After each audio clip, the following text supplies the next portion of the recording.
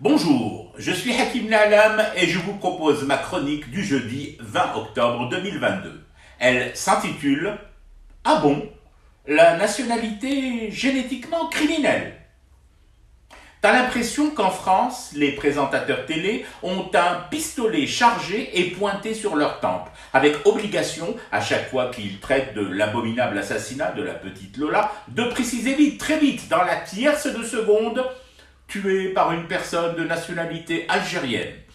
Je crois bien que certains de ces journalistes, pour ne pas dire toutes et tous, n'ont jamais eu, tout au long de leur carrière, à prononcer de manière aussi répétitive, à d'aussi nombreuses fois, en un temps aussi court, l'expression de nationalité algérienne.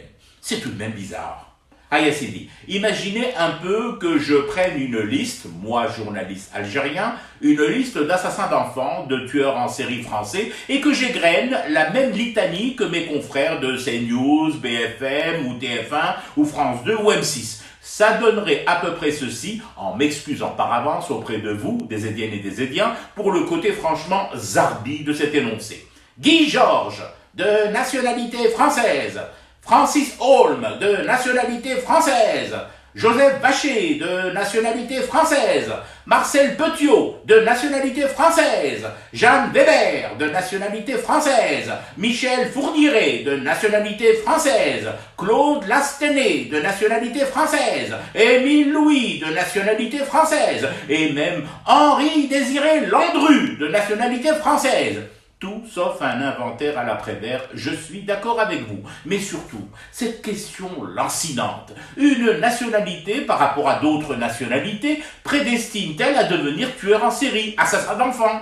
La présumée tueuse de Lola l'a-t-elle tuée parce qu'elle est tueuse, éventuellement détraquée, mais cela les experts psy le détermineront, ou l'a-t-elle tuée, a-t-elle commis cet acte abominable juste parce qu'elle est de nationalité algérienne, et alors, lorsqu'on a du sang algérien dans les veines, c'est génétique, c'est inscrit dans nos génomes, nous aimons faire couler le sang des autres et les achever dans d'atroces souffrances.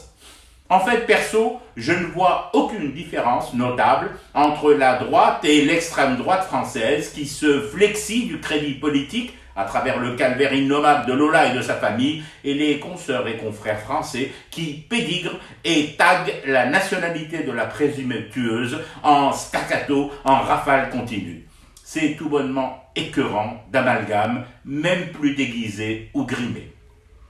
Je fume du thé et je reste éveillé. Le cauchemar continue. C'était Hakim Laalam, je vous retrouve samedi pour une autre chronique et une autre façon de dire son amour à l'Algérie.